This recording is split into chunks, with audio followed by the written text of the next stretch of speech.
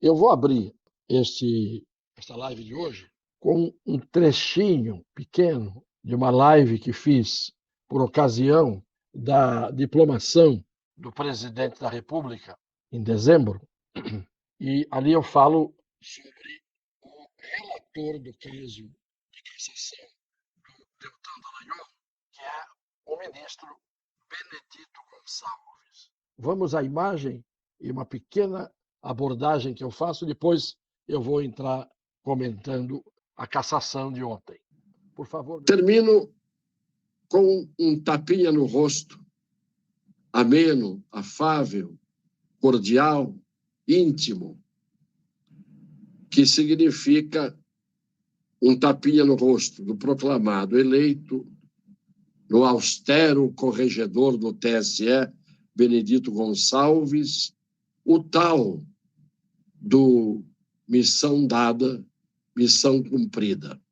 As senhoras lembram desse homem, dessas cenas, do comentário que fiz naquela ocasião, e lembram também da cena quando ele entra numa sessão presidida pelo senhor Alexandre de Moraes, e ele diz, sussurrando no ouvido do Alexandre de Moraes, missão dada, missão cumprida. São fatos públicos, notórios, exibidos em imagens pelas redes de televisão aberta, pelas redes de televisão a cabo e pelas redes sociais. É esse o relator que ontem deu o seu voto pela cassação do deputado federal Deltan Dallagnol, seguido pela unanimidade dos ali presentes, numa sessão presidida pelo indefectível Alexandre de Moraes. O relator era esse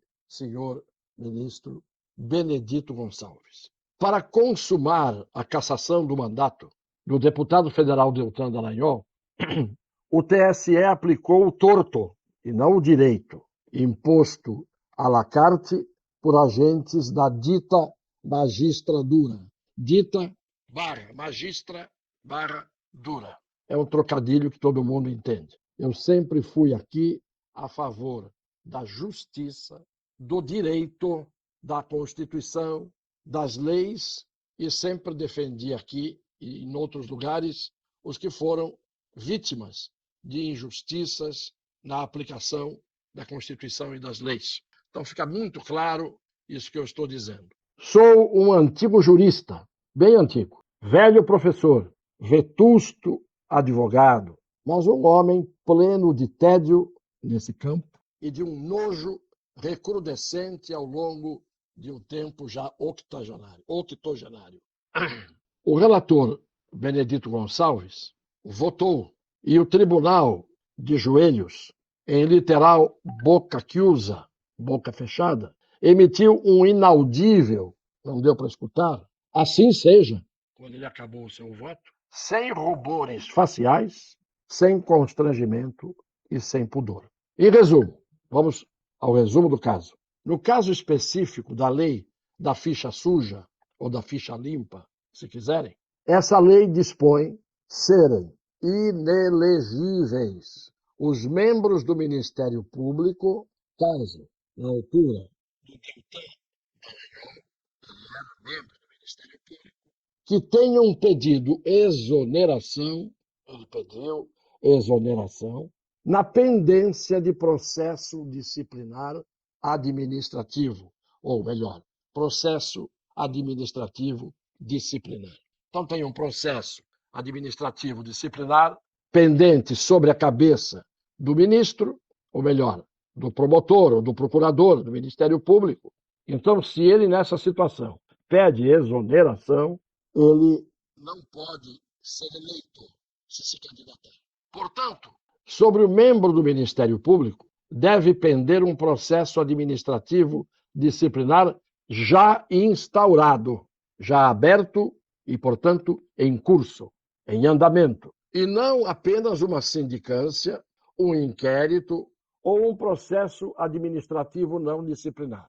Isso são coisas absolutamente diferentes. O que a lei diz é, se estiver aberto um processo instaurado processo administrativo disciplinar, o membro do Ministério Público, se pedir exoneração, ele não pode ser candidato. Fica inelegível. Só que a lei não admite, neste caso, aplicação analógica, isto é, coisas semelhantes não podem ser tomadas como o que a lei diz. A lei diz que tem que ter um processo administrativo disciplinar. A lei não fala em sindicância, a lei não fala em inquérito, a lei não fala num processo administrativo em geral não disciplinar. Portanto, o que tinha, repito, que estar pendente era processo administrativo disciplinar. Pois bem, no caso do deputado Cassado, embora houvesse algumas investigações e reclamações feitas por terceiros, nenhum processo administrativo disciplinar tinha sido instaurado quando ele pediu sua exoneração. E as palavras da lei, isto qualquer estudante de direito sabe, têm significado preciso à luz da semântica. A semântica define o significado de cada palavra. Pois bem, o relator Benedito, sabendo disso, que tem que ser processo disciplinar e não um processo qualquer, uma sindicância, não se meteu a usar indevidamente essa expressão e não lhe atribuiu o sentido como todas as palavras se elas fossem sinônimas. Então ele adotou um critério absolutamente absurdo. Ele não podia dizer que pendia sobre a cabeça do Deltan Dallagnol um processo administrativo disciplinar, porque não havia investigações, havia aquilo que pode ser considerado reclamação de terceiros. Quer dizer, qualquer inimigo de um promotor pode chegar lá fazer uma reclamação por escrito e essa reclamação vai ser alvo de apuração, mas não quer dizer que haja, desde logo, um processo instaurado, disciplinar. Então, o que aconteceu? O senhor relator Benedito Gonçalves abandonou o campo do direito e do tecnicismo jurídico, que é isto que tem que ser visto, e lançou-se a elucubrar no terreno do torto, que é o que tem acontecido no Brasil o tempo todo. Vale dizer, ele passou a sustentar que o deputado Deltan Dallagnol pediu sua exoneração 11 meses antes da eleição para escapar à eventual instauração de processo administrativo disciplinar, que, aliás, já poderia ter sido instaurado, se fosse o caso, que já poderia ter sido instaurado esse processo. Se havia reclamação, se tinha uma investigação, por que não instauraram o processo? Não havia o processo. Aí ele disse, pela cabeça dele, relator, que o Deltan Dallagnol fez pura e simplesmente isto. Pediu a exoneração 11 meses antes da eleição para escapar de um possível, de um eventual processo administrativo disciplinar. Ele partiu de um raciocínio também subjetivo e absurdo ao penetrar para trás, retroativamente, na mente e no pensamento do deputado Dallagnol. Isto é, a cabeça do ministro Benedito Gonçalves substituiu lá atrás, agora ele substitui lá atrás a cabeça do deputado Dallagnol e fala como se fosse ele pensando, sentindo, querendo lá atrás o que ele queria. Ele adivinha, ele se substitui ao deputado Cassado. Então, o relator Benedito Gonçalves usou sua mente, sua cabeça, seu pensamento, sua vontade, seu imaginário, isso não existe no direito, em substituição às razões íntimas, pessoais, particulares do Deltan Dallagnol. Quando ele, Deltan Dallagnol, decidiu sair de uma instituição na qual já passara parte da vida e cumprir a sua missão. Aliás, foi o que fez o ministro do Supremo, Joaquim Barbosa, que num determinado momento resolveu deixar a magistratura e o Supremo Tribunal Federal e foi viver a vida. Pois bem, o julgamento do TSE deveria basear-se em fatos, na lei, no direito, hoje tragicamente substituídos pela consecução de interesses políticos, ideológicos e, em muitos casos, escusos. As hipóteses e suposições não poderiam ser usadas em desfavor do deputado, Ninguém pode colocar uma hipótese que não é a realidade e atribuir ao julgado, quem está sendo julgado, aquilo que a cabeça do julgador imagina. Isso não existe. As hipóteses e suposições não poderiam ser usadas em desfavor do deputado. É isso que diz o direito, uma coisa que já não existe mais no Brasil. Deveriam servir as hipóteses e as suposições, então, para serem tomadas em favor do julgado, de quem está sendo julgado. Porque, indúbio, sempre é a favor do réu. O subjetivismo, quer dizer, aquilo que o sujeito, Benedito Gonçalves, acha, não pode prevalecer sobre a prova objetiva, concreta, que ele não tinha nas mãos. E não tem, porque ele não pode provar qual era o desejo, a intenção, a vontade do senhor Deltan Dallagnol quando pediu sua exoneração. Não pode ser o que eu acho.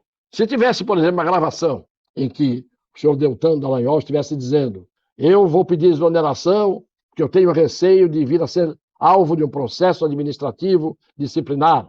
Se tivesse alguém apreendido um escrito, um papel, um e-mail, uma mensagem de WhatsApp, ele dizendo: eu estou caindo fora do Ministério Público porque eu tenho receio de vir eventualmente a sofrer um processo administrativo disciplinar, isso é prova. Agora, não há prova nenhuma. 11 meses antes da eleição, ele pediu exoneração. Foi concedida.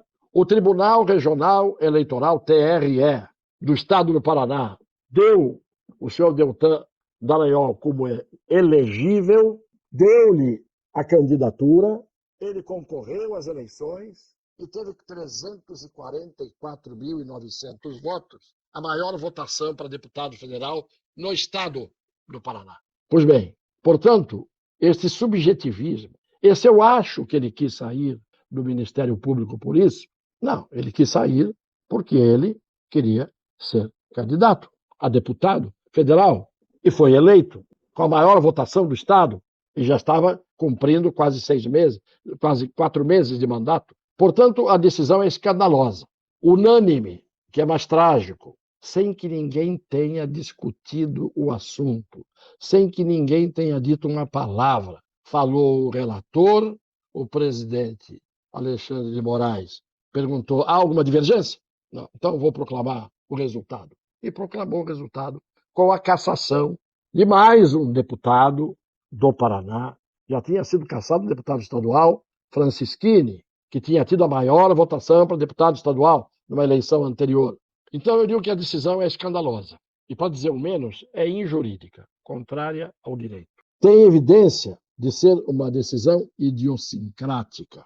As pessoas que têm uma cisma contra alguém, que têm uma bronca de alguém, que não vão com a cara de alguém, idiosincrasia isso. Então foi uma decisão que aparece como idiosincrática por parte de uns, de conteúdo político por parte de outros, proveniente de cunho ideológico de alguns, vingativa ou tíbia, medrosa, por ação ou omissão deste ou daquele.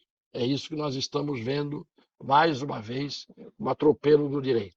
Deixo de salientar quem são, nominalmente, os protagonistas do TSE, compatíveis com isso que eu acabei de dizer agora, com o ideológico, com o partidário, relações pessoais, idiosincrasia, vingança, medo.